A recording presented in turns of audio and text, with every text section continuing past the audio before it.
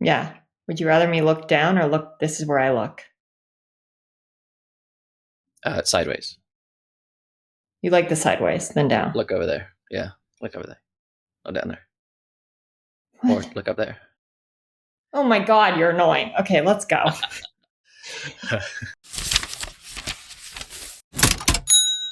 All right. Good morning, good afternoon, good evening, wherever you are.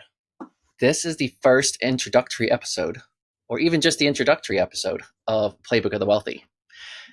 If you are planning on just listening to this episode alone, thank you. If you're planning on sticking by for episode 300, well, thank you in advance. Before we kick off, we do have disclaimers. So all opinions expressed by Dave Grant and Heather Townsend are solely their own opinions and do not reflect the views of their respective wealth management firms. This podcast is for informational purposes only and should not be relied upon for investment decisions.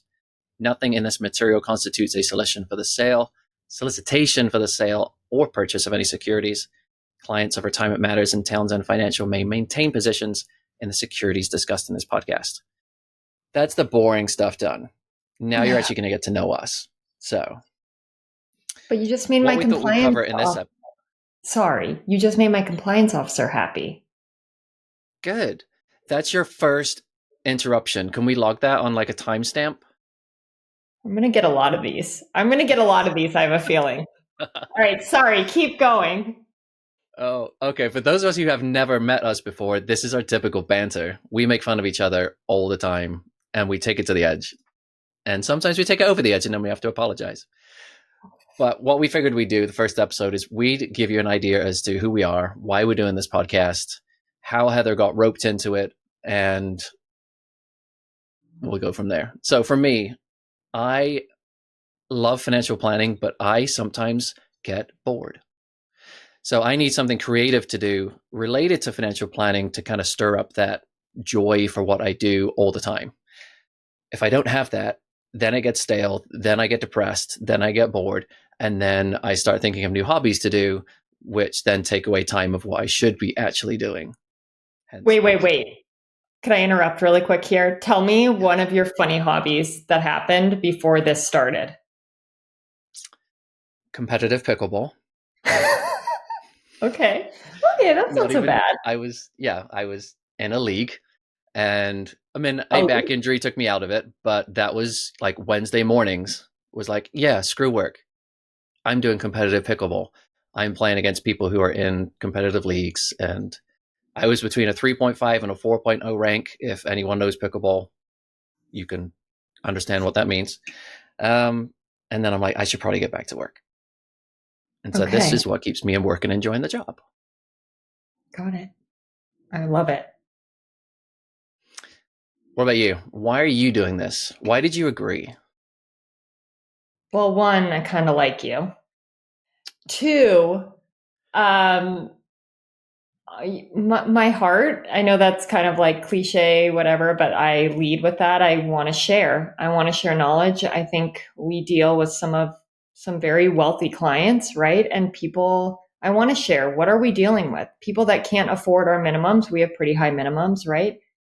I want them to be able to have access to our knowledge. I want to share. What are the things that we're dealing with our clients? Financial literacy is not taught in school. I think it's starting. I do think it's starting. Isn't it starting? Mm-hmm. I think so. But finances can cause so much stress for people. And I think wealth is awesome and can do so much good. And I want to share. I want to help people. Awesome. That's way better than mine. I get bored and I need to refresh my career. And I want to help people. But that's how we balance each other. I need you where you're like, no, Heather, you are not going to charge that. You are not going to do this. We're a good balance. That's true. Yeah. All right. So you said stuff about minimums. What is your background? Where are you coming from? What do you do now? How far do you want me to go back with this? Like, are we going really far back? In the fall of 1982. Yeah. Well, so I would say my money script, which is, I think tells people a lot where people come from. And it's kind of why exactly I'm in this spot is when I was being raised, I was raised in a well-to-do family, gated community, smallest house in around a lot of mansions, and my dad made a lot of money. One time, I think there was a $90,000 check in the 90s that showed up over Christmas. Mm-hmm. But here's what's funny. He never saved any of it, ever. Mm. And so sadly, he passed away broke. When my mom and dad did get divorced, my mom's lifestyle had to completely change because there were no assets, right? And and also growing up in a well-to-do neighborhood, there were a lot of men that I would see that would leave their secretaries or mistresses, their wife for their secretaries or mistresses, and these women would be left with not very much. So of course in college, what book did I pick up was How Women Finish Rich by David Bach. And I started investing since I was 19. And I swore I would never be that woman that was not in control of her finances or her destiny or all of that. And, I used to only help women in my firm. That's when I started. But then I realized one amazing male one day convinced me to make an exception as a client. And then I realized all I really care about is if you're a good human or not. So that is my new definition, is I like to help good humans become wealthier. And that's how I feel that that's my little way of changing the world. But yeah, I'm also a CPA. I worked in public accounting because I graduated, I don't know, college in 2008, 2009. I don't know if anyone remembers that time, but the world was melting. The financial world was at least melting. So my mentor was like, nope, you are not going to go and go into the finance world yet. You have to go get your CPA.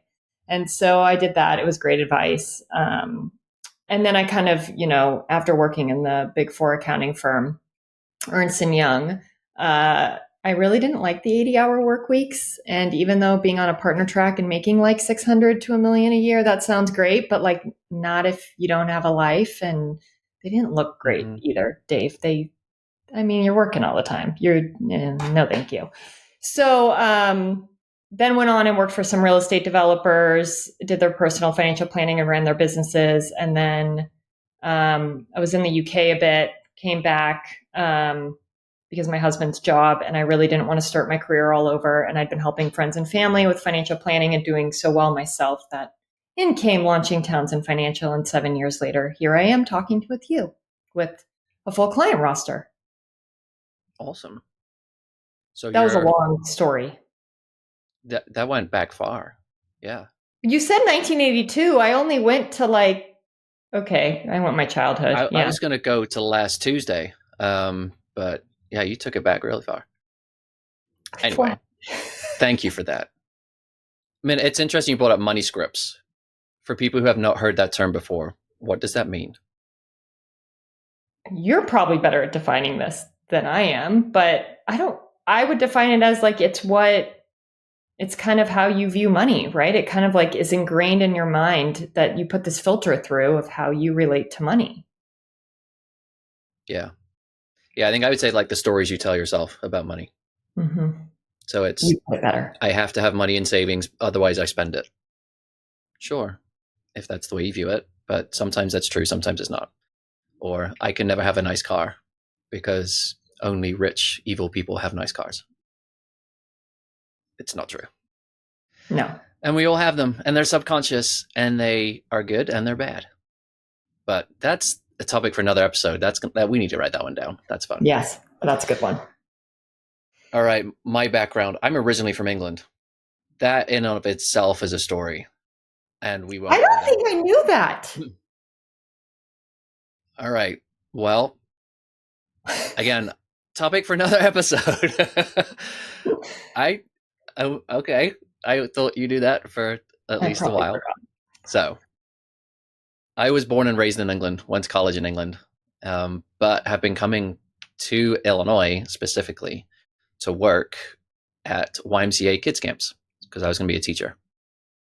So when I realized that wasn't my path, and then I met a woman here who's now my wife, she was my boss. We had that inappropriate relationship. We kept it very secret. 3 days after my visa expired, we got married. And that was 18 years ago. Then I realized I couldn't be a teacher here because I don't have the right qualifications, and I was not going back to school again. stumbled into a financial planning receptionist role as I was doing the certified financial planner stuff by myself because I had no idea about US finances. Then someone left a month later. I then took their job. They were a paraplanner. I stayed there for 3 years. I was the only male in that firm. There was probably 7 other women working there. Honestly, that was a really good time, even though that was '07 through, I think it was like '10 or Oh 10, boy. however you say it. Yeah, I thought it was normal for people to come in crying, leaving crying because the world was imploding. I was like, oh, this isn't what I thought it was. That's cool. But then that firm went through a buyout. I was told to sit on the sidelines for a little longer than I thought I was going to be sat on the sidelines versus working with clients. Joined another firm who said you could be an advisor.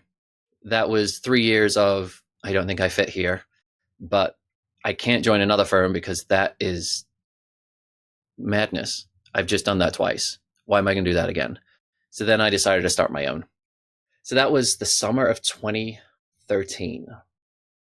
It's now the fall of 2024. So 11 years later, false starts, changing ideal clients, getting to a max roster, realizing I could leverage other things to make that roster bigger. And that's where we are today. So right now I work with pharmaceutical executives, specifically at AbbVie, but I work with good humans, like you said. So if they come to me and they're like, I don't work there, I'm like, are you a good human? Like, you want to do some good work for yourself? And are you willing to put in some quality time focusing on yourself and have me help you? Then it doesn't matter. So that's where my company's at. 3 years into my firm, it almost failed. So I went through that black period of depression. I was probably about 3 months away from closing and going to get another job. I was in the final stages of getting another job. Thankfully, they declined me. And I said, okay, that was probably a reason. So now I need to keep making this work. So my job is compartmentalized into, it doesn't define who I am. It provides me an income to live life. So it has consumed me. Other times it's gone not great. So now it's a very small part of my life. And break. No, I have so much to say. First of all, do you know that I married my boss too? Like, my husband was my boss too. I don't think we knew that we had that in common. I didn't know that about you. No, I had to keep it secret too. That's why I call him B for Mr. Big, because I met him in New York, like boyfriend. He's still called B. Sometimes my kids call him B because they hear me call him B. It's kind of weird. Yeah. But I also didn't know the whole 3. Like, I just learned so much about you. That was really cool. 3 years. It's like, this job has been great and it's been terrible. I say that starting my business was harder than having twins. Oh, for sure. Mm-hmm. Yeah, it's the hardest part of life. And I mean, this is my 3rd child. Sometimes I hate it, and sometimes it's better than I'm not saying that. Sometimes I really enjoy it. You just got yourself on something. Woo. I have 2 teenage boys. I'll leave that there. Okay. But yeah, we'll leave it there. It's good some days, it's bad others. I hear you. All right. Let me clarify that. When I say bad, I mean challenging. I don't hate my job. I love my job. I have routinely said to people I do it for free because the work we do with people is really good. There's headaches when it comes to running a company and meeting deadlines that are not imposed by you. That's where my tough words come from. That's fair. That's fair. I will also say I didn't like my business when I've had bad clients. I don't have that anymore, but we've all made that mistake, working with the wrong people. Yeah. Yeah. That's a tough one to go through because sometimes it's just your fault and you have to say, I shouldn't have taken them in the first place. Other times it's not. People change. And I think the responsibility in that now, like, I don't know, you might have a tell, but if I'm talking to a potential new client, I will get a feeling in my gut that I'm like, ooh, this person's making me nervous.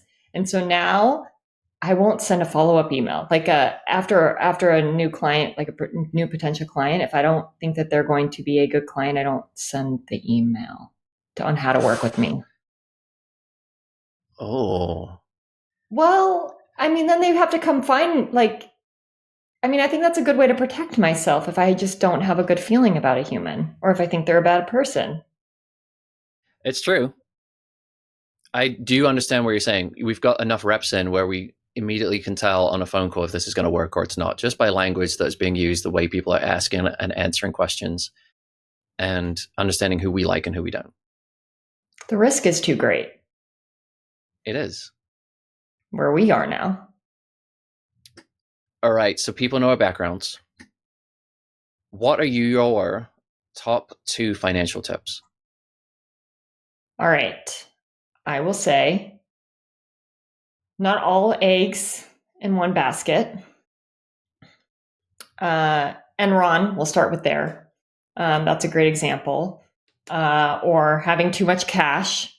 I find that a lot, right? People get really nervous about investing. They sit in too much cash. I mean, recently everyone has experienced inflation, which this country hasn't experienced in many, many years. So now everyone understands that. That literally means your money is losing purchasing power. So just don't have all your eggs in one basket. One CPA that works with some really wealthy clients that I know, he said this saying to me. I don't love the saying, but it really gets the message across. Pigs get fat, hogs get slaughtered. Don't get greedy. Stay diversified. I think the wealthy, that's why they keep staying wealthy, is they're very diversified. And so they have, like, depending on what asset class or what is going on in the world, their money moves in different ways. And so they have different lifeboats to lean upon. And in a recession, they can be very opportunistic. And then number 2 is balance. I always say that I'm not interested in working with people that just want to make a big pile of money and just sit on it. That gives me no energy. Money is powerful. It can do so much good. I like watching my clients achieve their dreams or make a difference in the world, or, just have them do something that lights them up with their money, right? I also, oh God, I'm scared who we're going to bring out if I use this name. But I know with Dave Ramsey's, like, debt pay down, and I know Dave likes Dave Ramsey. I know. But on his debt approach, where you basically should eat ramen while if you're in credit card debt and not live, like, I've found at least that's really hard for people to stick through, to be that strict.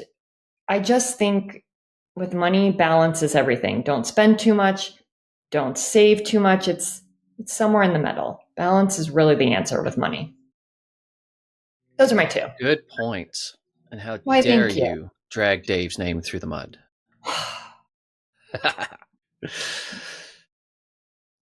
We'll talk about Dave Ramsey another time. If you haven't guessed already, viewer, this name of the podcast is Playbook of the Wealthy. We're not talking about basic finances in this podcast. Like, we're talking about high-end topics that people who are advancing through their finances are hitting and are having questions about. That being said, my top tip is consumer debt's going to destroy your financial plan if you're not careful, regardless of whether you don't have any money or if you have a lot. So, for example, if you're spending a lot on credit cards and you're making enough to pay off those credit cards, congratulations. You're also not advancing your financial future. Like, you're not saving, you're not investing, you're just living paycheck to paycheck. You might look good doing it, but you are destroying your financial life and not doing anyone any favors. So stay away from consumer debt as you get more and more money. As we're talking about more money, there's never going to be enough. You are going to compare yourself always to the person who has more than you. So the goal is, money's not the answer. This is my opinion. Money's never the answer. Contentment is the answer. And you have to be content with where you are today. Because as you get more money, you'll always stay more content. More content? Just content. I hate the word content. Like you and I disagree Content. on this. Yes, I hate that word. You don't like it? No, it's just blah. Like it's like when a woman says to you, "I'm fine." She's not fine. It's not Mhm. good. That's not good. Fine is fine, content. Like that blah. No. I like good, bad. I'm more on the in the tax What code I would like you gray, replace but like content with? blah. Like Peace? no. Okay. It's like Well, fine. It's fine. It's fine. It's not good. It's not bad. It's just you're settling. Settling. That's the word I would use. so do you not agree that there will never be enough money? Oh no, I agree with that. I agree that there will never be enough. I think in the book Psychology of Money, he put that perfectly where there was like he had a story. I think I told you this, but there was like the $100 million guy and then there was the $1 billion guy. Mhm. And his friend was asking the $100 million guy, like, because they were at the $1 billion party. He owned his island, everything, and the 100 million guy, the the author asked the $100 million guy, like, hey, um, can't you wait until you get to be like to the billionaire status? And he's like, no, I'm good. I don't need to have any more. I have enough. And like that was just so profound. So, Mhm. I mean, you helped me with that when we've had these conversations. I mean, it was really interesting when you're like, no, Heather, I'm good. And I was like, what? Like, huh? Because because of my background, my money scripts, which we'll get into later, like I'm more, more, more. I Yeah. do fall into number two. It's hard. Do you want to hear the new iteration? Because after I told you that I'm good and I don't need to earn more money and my company will stay the same size, now the goal is to triple it. Yeah, I know. I was actually going to ask you about this. So we all go and we have these fee only advisors that we meet with in Arizona. Dave's the only one that's not in Arizona. Very fascinating. But you came away with that meeting after we all shared about our firms that you're going to triple it. Like, what was Mhm. like literally 2 months ago, you said, Heather, I'm good. What was the change? If I don't make more money, I can't give more money away. I love that. So I love the that. goal is to be able to donate 100 grand a year, which is one of those goals where it's like, that's stupid. That's a lot of money. I'm like, yeah. So that's the point. What's the point of having a goal if you can reach it next year? Totally. And the impact you're going to be able to make with that. I mean, depending on obviously the right charities or whoever you're giving it to, but one of my clients that made a significant amount of money through RSUs, their percentage of every dollar that came in was 19%. 19% of any dollar they earned went to charity. That's awesome. Very exact percent, by the way, how we got to that, but Yeah. 19%. Yeah. No, I think it's incredible. I'm for it. Let's go. Good. All right. We are going to debunk something because this is an intro episode. It's kind of that weird space of we're not really talking about a topic, but we kind of have to give value at the same time. So I love Reddit. And one of the questions that always comes up is why should you even have a financial advisor? Just invest it in Vanguard ETFs and you'll be fine. Your thoughts? Oh, I have so many. You have 4 minutes. I'm not going to talk for 4 minutes on this. Okay. I think, and I think that's what makes you and I different. And we probably should have talked about that earlier. We are not your standard financial advisor. Okay. We don't just talk investments. I think can I throw another name under the bus? Am I Do it. allowed? Okay. Edward Jones, let's say, those type of advisors, right? I'm not going to put all, again, balance. There's some good ones I'm sure out there, but most are, let's just talk investments. They're probably not going into the detail of what you and I are doing with our clients. I think investments are really important, sure. But if you don't have everything else working in your financial picture aligned with your goals, this investments can go away just like that. If you don't have the right insurance, if your cash flow is out of whack, whatever. Mhm. If you don't even know, I mean, some of our job, I feel like is helping clients reach their goals. Sometimes my clients don't think something is possible. Or, I mean, I know you deal a lot with retirees, financial freedom. I mean, even just a bucket approach and us being like, okay, watching the market, this is when we're going to pull from cash versus take from equities or rebalance or gosh knows what. I mean, there's so much. I could go on, but yeah, my Vanguard ETFs, love them, but that's not my value add. I mean, it's helpful, but that's not where the most value comes from my clients at all. It's having a thinking Yeah, partner. It's pointing out the things they're not thinking through. It's staying up on the law changes, all of that. I could keep going. agreed. Yeah, it's that brainstorming partner who is in this day in, day out, who is thinking of things that you haven't even thought of. So when people say, oh, advisors, you can bypass it and just use an ETF. That's probably 20% of my job. Yeah. And for me, yes, it's valuable, but I don't put thought into it because I know what investments I'm going to use. Like you said, that's not my value. My value is in the conversation, the thought process of various different avenues that we could take someone in a certain situation and what's the best for them. And them coming out of that conversation saying, I didn't think of any of that. Thank you. Completely agree. Completely agree. And I mean, the investment piece today, I don't know where you stand on this, but robo advisors, there's some great ones out there. Like, Mm-hmm. I actually do, I don't think every single person needs a financial advisor. Right. I think some people can do hourly, some like the people we're working with have wealth and have a lot of things to think through. And Mm-hmm.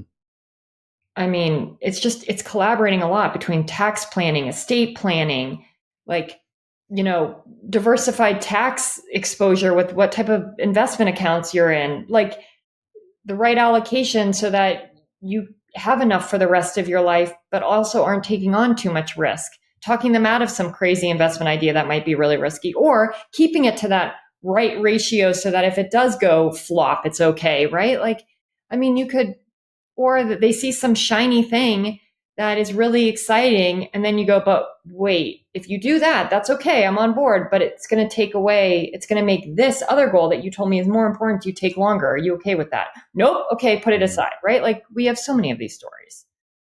It's true. And we could go on and on. So literally, if you're thinking of viewer, I'm talking to you, or listener, if you're on the podcast, why should you even have an advisor? Advisors really scratch the surface when we come to talking about investments. That's only part of the value.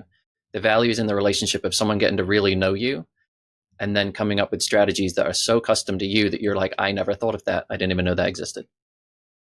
Do you have any financial plan that looks the same? No, especially when it comes to retiree income. I had to take a separate designation to understand how to design a retiree income plan. That's how in depth it goes and how nuanced it can get. So glad And I did I'm it because so then it thankful. comes down. What's that? I'm so thankful that you got that. See, interrupt number two. We're on number two. Right. That's You know that what it second. was? There was a lag. I just heard myself talking and then it was yours and then I heard it. So Oh, no, interesting. you're Okay. still at one and that's okay. All right. Well, I will We say don't that get to three. It's not a good conversation. wasn't that just another one? Was that another one? That was on me. All All right, right. let's finish up. Let's finish up with two abnormal facts about us that people wouldn't guess. Well, one of them is going to be that I'm from England because you didn't even know that one. So I guess I'm going to have three. And then yours is going to be you are married to Mr. Big. All right, I'll lead with two of mine. You can finish with two of yours. And I'm going to have you guess this one. At the age of 21, what do you think I was certified in? You get Lifeguarding? one random get. Random guess. Lifeguarding. That was later. I was a lifeguard. I Okay. was a certified level 1 British fencing instructor. I could Well, open my you own fencing school if I wanted to. wait, did you wear like the chain link? Oh yeah. Oh yeah. Okay. Everything. For those of you listening to the podcast, I am now on guard in the video. I totally did everything. You have no idea how much you sweat inside those suits. They are gross. Can you wash them? Because aren't they metal? Well, the face mask is. That's Oh, metal. It's just heavily padded. It's like a racing suit. can you Um, wash them? I think you can. I was 21. This was over 20 years ago. So Okay. did I do Okay. the washing of suits? No. Um, all right. So I'm 42. I know I don't look it. It's moisturizer every day. But I have not had a drink of alcohol since the age of 40. I don't have a problem. So you don't have to say, hi, Dave. My name is so and so, and I'm an alcoholic. I'm not that way. My body has never liked alcohol. So even if I were to drink beer, whiskey, vodka, whatever it's going to be, my body is a mess the next day. So I'm like, I'll just stop. And it hasn't bothered me since. So it's not a real thing. That's amazing. I had a martini last night. I am not on that camp right now, but I also have twin toddlers. So we're just going to leave it there. Okay, my two abnormal facts is I don't, very, very, very few people know this about me. I used to be a metalhead and pretty much like a goth in high school and middle school. And my favorite bands are Korn and Slipknot. And you will still find me driving my fast SUV around, sometimes listening to Korn and Slipknot. That one is interesting because you're fair skinned, very blonde hair. There's a lot of black in goth, like on your face, right? Well, I dyed the whole underneath of my hair black one time. I Really? Was that also the skunk look? I don't know what it was. It didn't look good, but I was mad. I was a mad teenager. Then at one point, I had huge red streaks, like not thin. We're talking like fat red streaks through my hair. I mean, I'm in for it with twin girls because I mean, I came home from like visiting my cousin and my mom told me I couldn't get a belly button pierced. Just tell me no. I'll go and figure out a way to do it. I did under the age of 18. I went and got my belly button pierced. So yeah, I was angry. I got over it. Then 18, I started dating a baseball player and then turned back to like blonde, normal, non goth. Okay. Yeah. Well, for anyone who engages with this video, I will send them the photographs of Heather as a goth because she gave them to me the other day. So go ahead, like, subscribe, comment. Pictures yours. Next. I don't know if I agree with that, Dave. All right. Uh, so I also love cars. I do drive an expensive car. Going back to money scripts, they're my thing, and I love fast. But I'm not like the Corvette one where I just want to like go fast in a straight line. I care about suspension. I care about the engine sound. It better freaking respond fast. So pretty much German or Italian cars are kind of my thing. Oh. Has it always been that way? You've always had German and Italian? Oh yeah, like my first car was a BMW. I My parents wanted to give me an Isuzu Trooper, and I backed that thing almost off a cliff at one of my friends' houses. And I tutored math for because I was like, no, I'm going to buy my own car. Again, I don't really like the word no. If you haven't noticed, I find ways, and so I saved like I was saving since eighth grade for my car because I was reading Car and Driver when I was like in eighth grade. And then I told my dad that I was going to go lease a BMW. I figured out that you could lease I had the down payment, and then with working, I could pay the lease payment. My dad just gave me his BMW. He just was like, shoot, if you can, he did take the money, but I got a very good deal and had his BMW. And it said Beamer Chick on the license Oh. plate, just so you can chuckle on that. Beamer Chick was the license plate. I should have done that to my dad. I got a Ford, well, in England, Ford Fiesta. I think it's a Ford Festiva here. Wait, I want to Google that. Like, Is that like one of those tiny little like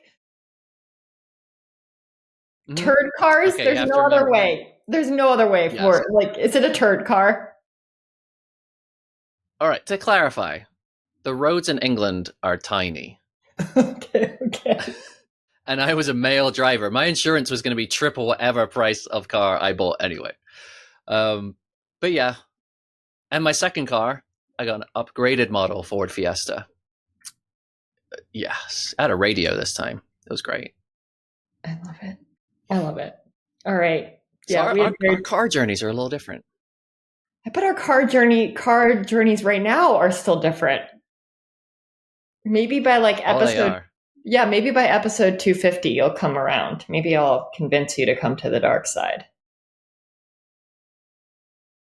Well, you missed one of the sessions in our latest Phoenix meeting where I talked about what I'm doing next year with cars. So What are you it doing? involves You can't wrapping leave and it involves wrapping and tinting. your own car or other people's cars. I think that's a good hook right there. We're going to leave a cliffhanger and we're going to finish our first episode. And Heather's going to lose her mind because she doesn't know the rest of the story. So, thank you for listening to this episode of Playbook of the Wealthy. You can find us on whichever platform you listen to podcasts, and the video version of the show is on YouTube, Instagram, TikTok, and LinkedIn. If you want to send an email to the show, contact us at hello@playbookotw.com. We'll see you on the next one. Bye.